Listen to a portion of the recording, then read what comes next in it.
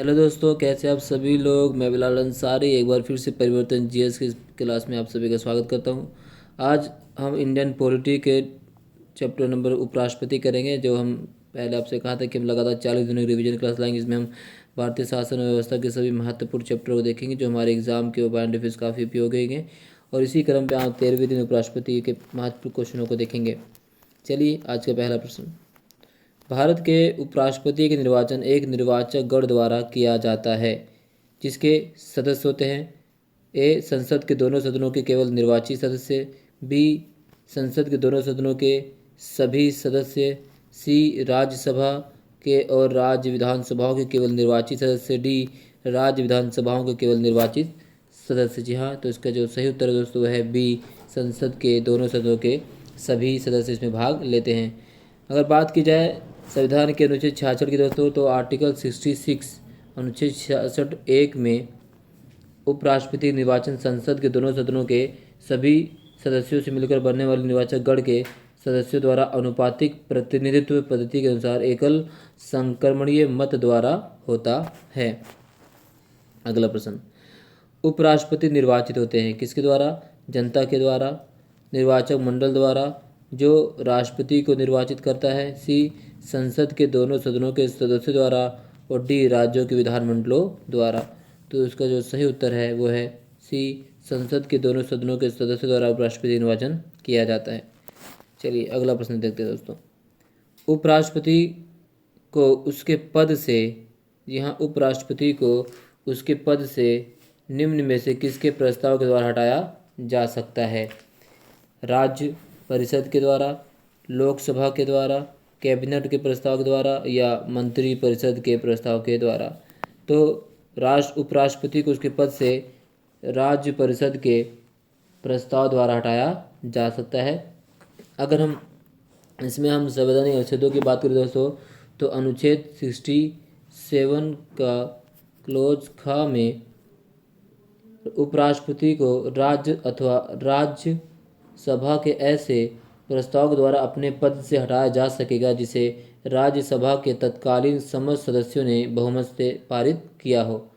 ठीक है, लेकिन इससे पहले उपराष्ट्रपति को कम से कम 14 दिनों की पूर्व सूचना देनी अनिवार्य होती है। जिस प्रकार राष्ट्रपति महाभियोग चलाया जाता है और उसे 14 दिन की पूर्व सूचना देना अनिवार्य, ठीक उसी प्रकार से उपराष्ट्रपति को उसके पद से हटाने से पहले 14 दिन की पूर्व सूचना देनी अनिवार्य होती है। चलिए, अगला प्रश्न।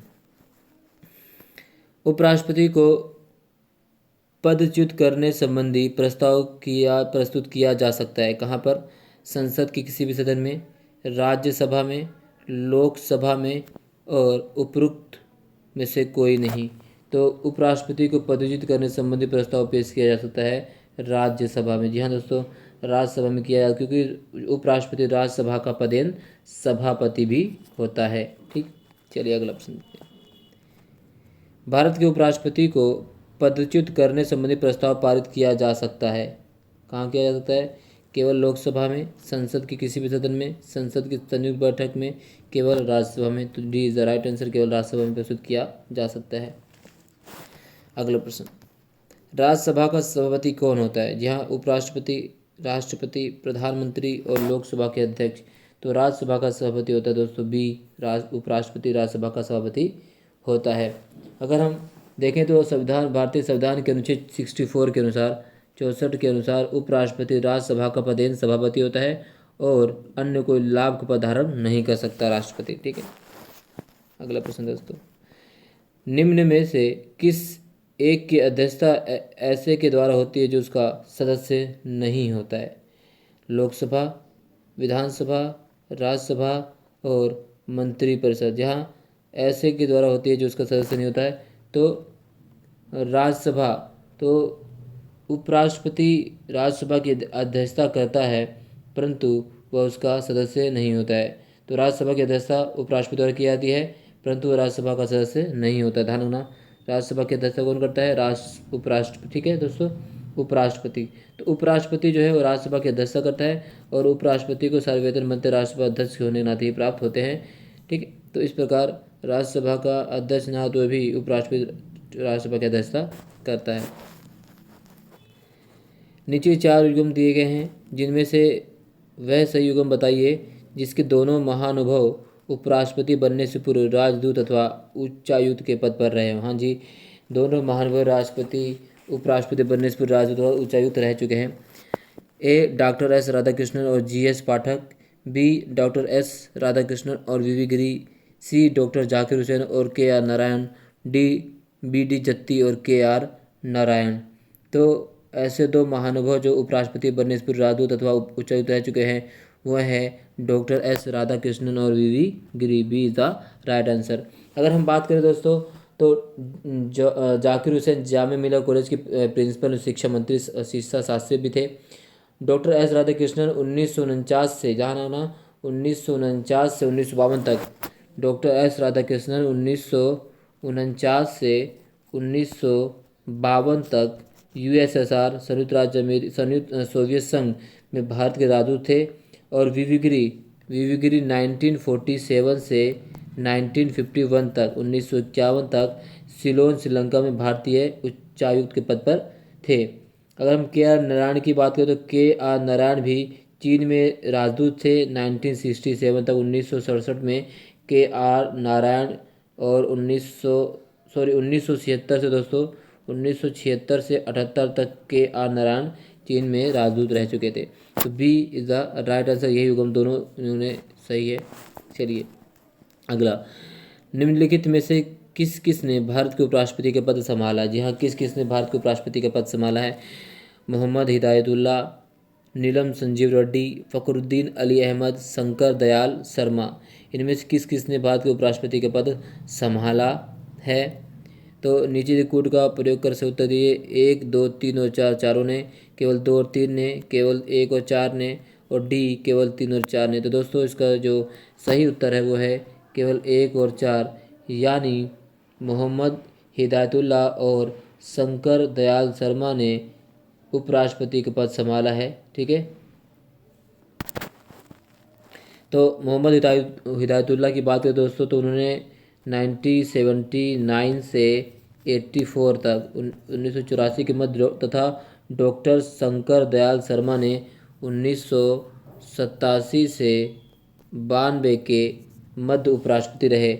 और हम श्री फ़खरुद्दीन अली अहमद तथा डॉक्टर नीलम संजीव रेड्डी भारत के उपराष्ट्रपति नहीं रहे थे। इन्होंने सीधे भारत के राष्ट्रपति पद को सुशोभित किया था। ठीक है, अगला प्रश्न दोस्तों, मोहम्मद हामिद अंसारी का भारत के उपराष्ट्रपति के रूप में क्रमांक क्या है। 10वां, 12वां, 13वां और 11वां। तो मोहम्मद हामिद अंसारी भारत के उपराष्ट्रपति के रूप में व्यक्तिगत क्रमांक जो है दोस्तों वह है 12वां। ठीक है, अभी जो हमारे उपराष्ट्रपति हैं उनका नाम क्या है और उनका क्रम अनुसार संख्या कौन सी है, मैं कमेंट बॉक्स में जरूर बताना आप सभी दोस्तों। ठीक है, वर्तमान उपराष्ट्रपति कौन है, उनके क्रम व्यक्तिगत क्रम संख्या उपराष्ट्रपति के तौर पर कितनी है, आपको कमेंट बॉक्स में ज़रूर बताना है। चलिए, तो हमने इससे पहले आपसे कहा था कि राष्ट्रपति संबंधित कुछ प्रश्न हमने छोड़ दिया है, वो हम आपको करेंगे। तो आज उसको भी हम उसमें देख लेते दोस्तों कि राष्ट्रपति संबंधित जो महत्वपूर्ण प्रश्न हमने करने वाले थे परंतु उसको नहीं किया गया था, आज उसको भी शामिल कर लेते हैं। चलिए देखते हैं, निम्नलिखित में से कौन राष्ट्रपति होने से पूर्व भारत के उपराष्ट्रपति पद पर आसीन नहीं रहा। जी हाँ, कौन राष्ट्रपति होने से पूर्व भारत के उपराष्ट्रपति पद पर आसीन नहीं रहा। ऐसे क्वेश्चन बहुत बार पूछे जाते हैं दोस्तों, यूपी पीसीएस लोअर में और स्टेट पीसीएस में बहुत बार ऐसे क्वेश्चन पूछे गए हैं। तो इस प्रकार क्वेश्चन बहुत ही महत्वपूर्ण हो जाते हैं। Doctor S Radhakrishnan, B doctor Zakir Hussain, C Neelam Sanjiva Reddy, D R Venkataraman. तो निम्न में से कौन राष्ट्रपति होने से पूर्व भारत के उपराष्ट्रपति पद पर आसीन नहीं रहा। तो सी इज़ द राइट आंसर। नीलम संजीव रेड्डी जो हैं वो भारत के राष्ट्रपति होने से पूर्व उपराष्ट्रपति पद पर आसीन नहीं रहे थे। बाकी तीनों उप राष्ट्रपति से पहले उपराष्ट्रपति रह चुके हैं, पद पर आसीन नहीं रहा। ठीक है, तो अगला विकल्प देखते हैं दोस्तों प्रश्न, निम्नलिखित में से भारत के राष्ट्रपतियों में कौन दार्शनिक राजा अथवा दार्शनिक शासक के रूप में जाना जाता है। जी हाँ, कौन दार्शनिक राजा और दार्शनिक शासक के रूप में जाना जाता है। Doctor Radhakrishnan, B doctor Rajendra Prasad, C doctor Zakir Hussain, D doctor APJ Abdul Kalam. तो दार्शनिक शासक के रूप में जिस राष्ट्रपति को जाना जाता है वो हैं ए डॉक्टर राधाकृष्णन को। दार्शनिक शासक के रूप में जाना जाता है। तो भारत के दूसरे राष्ट्रपति, जहाँ भारत के दूसरे राष्ट्रपति 13 मई 1962 से 13 मई 1967 तक डॉक्टर सर्वपल्ली राधाकृष्णन को दार्शनिक राजा अथवा दार्शनिक शासक के रूप में जाना जाता है। तो अगला प्रश्न देखते हैं दोस्तों, भारत के निम्नलिखित राष्ट्रपतियों में से कौन ट्रेड यूनियन आंदोलन से संबंधित रहा है? जी हाँ, कौन ऐसा राष्ट्रपति जो ट्रेड यूनियन आंदोलन से भी संबंधित रहा है? V Giri, N Sanjeev Reddy, K Narayan, Zakir Hussain. यानी उसके जो सही आंसर वो है वी गिरी। वी गिरी भारत के चौथे राष्ट्रपति थे। ध्यान रखना, ये भारत के चौथे राष्ट्रपति थे। मतलब अगर हम इसकी बात करें तो 1969 से 1969 से 1974 तक ये भारत के राष्ट्रपति पद पर सुशोभित थे और ये ट्रेड यूनियन से भी संबंधित रहे थे। ये 2 बार अखिल भारतीय ट्रेड यूनियन कांग्रेस के भी अध्यक्ष रह चुके हैं। 2 बार अखिल भारतीय ट्रेड यूनियन के अध्यक्ष भी रह चुके हैं डॉक्टर वी गिरी। अगला प्रश्न दोस्तों, भारत के किस राष्ट्रपति को मिसाइल मैन की संज्ञा दिया था? ये किसी नाम के मोहताज नहीं, किसी के तो ये हैं डॉक्टर APJ अब्दुल कलाम साहब। ये भारत के मिसाइल मैन की संज्ञा दी जाती है। तो भारत के व्यक्ति के अनुसार 11वें राष्ट्रपति, यहाँ ये 11वें राष्ट्रपति थे। 2002 से 2007 तक डॉक्टर APJ अब्दुल कलाम को मिसाइल मैन की संज्ञा दी जाती है क्योंकि उन्हीं के निर्देशन में प्रारंभ एकीकृत निर्देशित मिसाइल विकास कार्यक्रम IGMDP, ध्यान दोस्तों IGMDP फलस्वरूप भारत त्रिशूल, पृथ्वी, अग्नि जैसी मिसाइलों के विकास के द्वारा इस क्षेत्र में आत्मनिर्भर बन सका। तो वह हैं हमारे डॉक्टर APJ अब्दुल कलाम। अगला क्वेश्चन दोस्तों, भारत के निम्न मुख्य न्यायाधीशों में से किसी एक ने राष्ट्रपति में कार्य किया था? या भारत के निम्न मुख्य न्यायाधीशों में से किसी एक ने राष्ट्रपति के रूप में कार्य किया था? Justice M Hidayatullah, B justice BK Mukherjee, C justice MC महाजन, D डॉक्टर जाकिर हुसैन।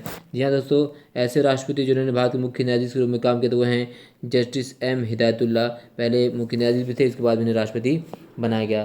तो जस्टिस M हिदायतुल्ला ने 20 जुलाई 1969 से 24 अगस्त 1969 के दौरान कार्यवाहक राष्ट्रपति के रूप में कार्य किया है। ध्यान रखना, कार्यवाहक राष्ट्रपति के रूप में कार्य किया उन्होंने 1969 से लेकर, ठीक है, अगस्त 1969 तक। ठीक है, ये पहले मुख्य न्यायाधीश थे, फिर बाद में उन्होंने कार्यवाहक राष्ट्रपति के रूप में कार्य किया था। अगला प्रश्न दोस्तों, निम्न में से कौन असंगत है? राधाकृष्णन, जाकिर हुसैन, राजेंद्र प्रसाद, जवाहरलाल नेहरू। तो राधाकृष्णन राष्ट्रपति, जाकिर हुसैन राष्ट्रपति, डॉक्टर राजेंद्र प्रसाद राष्ट्रपति, लेकिन जो जवाहरलाल नेहरू दोस्तों प्रधानमंत्री, तो ये असंगत है। तो option D is the right answer. ठीक, अगला, ठीक है। तो ये दोस्तों अगला प्रश्न, कौन सा कथन असत्य है? राष्ट्रपति पद के लिए प्रत्याशी की आयु कम से कम 35 वर्ष की होनी चाहिए। असत्य देखना में। उपराष्ट्रपति राज्यसभा का सभापति बनता है। C उपराष्ट्रपति का चुनाव भारत का राष्ट्रपति करता है। और भारत के प्रथम राष्ट्रपति डॉक्टर राजेंद्र प्रसाद थे। तो कौन सा कथन असत्य है? तो उपराष्ट्रपति के चुनाव भारत का राष्ट्रपति करता है, ये कथन असत्य है, बाकी तीनों कथन सत्य हैं। तो संविधान के अनुच्छेद 66 के अनुसार उपराष्ट्रपति निर्वाचन संसद के दोनों सदनों के सदस्यों द्वारा अनुपातिक प्रतिनिधित्व पद्धति के अनुसार एकल संक्रमणीय मत प्रणाली द्वारा होता है। ठीक है, तो इस प्रकार हम कह सकते हैं कि यह सत्य कथन है, C असत्य कथन है। अगला कथन, अपने कार्यकाल के दौरान भारत के राष्ट्रपति के विरुद्ध किसी भी न्यायालय मुकदमा नहीं चलाया जा सकता है। कारण, राष्ट्रपति का पद संविधान के ऊपर होता है। अब देखना है क्या सही है। कथन और कारण दोनों सही हैं तथा कारण कथन को स्पष्ट करता है। B कथन और कारण दोनों सही परंतु कारण को स्पष्ट नहीं करता है। C कथन सही है किंतु कारण गलत है। D कथन गलत है परंतु कारण सही है। तो दोस्तों C is the right answer. कथन सही है कि परंतु कारण गलत है। कथन सही मतलब कि राष्ट्रपति जो संविधान के अनुच्छेद 52 के अनुसार भारत का राष्ट्रपति होगा तथा अनुच्छेद 53 के अनुसार संघ की कार्यपालिका शक्ति राष्ट्रपति में निहित होगी, परंतु संसदीय शासन व्यवस्था होने के कारण राष्ट्रपति मंत्रिपरिषद की सलाह पर ही कार्य करता है। यह अपने कार्यकाल के दौरान राष्ट्रपति के विरुद्ध किसी भी न्यायालय में मुकदमा नहीं चलाया जा सकता है। अतः प्रथम तो सही है किंतु राष्ट्रपति के पद संविधान के ऊपर नहीं है, इसलिए कारण गलत है। ठीक है दोस्तों। तो ये रहे हमारे आज के 18 महत्वपूर्ण प्रश्न उत्तर। आई होप आप लोगों को काफ़ी अच्छा लगा होगा, मदद मिली होगी। चैनल को लाइक कीजिए, सब्सक्राइब कीजिए और बेल आइकन को प्रेस कीजिए। तो इससे संबंधित हम आपके सामने और तथ्य लेकर सामने आते रहेंगे दोस्तों। तो आज का प्रश्न आपसे मैं छोड़ जाता हूँ। तो हमें बताइए आप कि भारत के पहले उपराष्ट्रपति कौन थे। जी हाँ दोस्तों, भारत के पहले उपराष्ट्रपति की बात करते हैं तो वो कौन थे ये बताना आपको, और वो कब बनाए गए थे। ठीक है, और अभी के उपराष्ट्रपति कौन हैं ये भी आपको बताना है। तो चलिए, तब तक के लिए सुरक्षित रहिए, अपने घरों में रहिए और इस लॉकडाउन का पालन कीजिए। अपने आस पड़ोस के लोगों का ज़रूर से ज़रूर ख्याल रखिए। जय हिंद।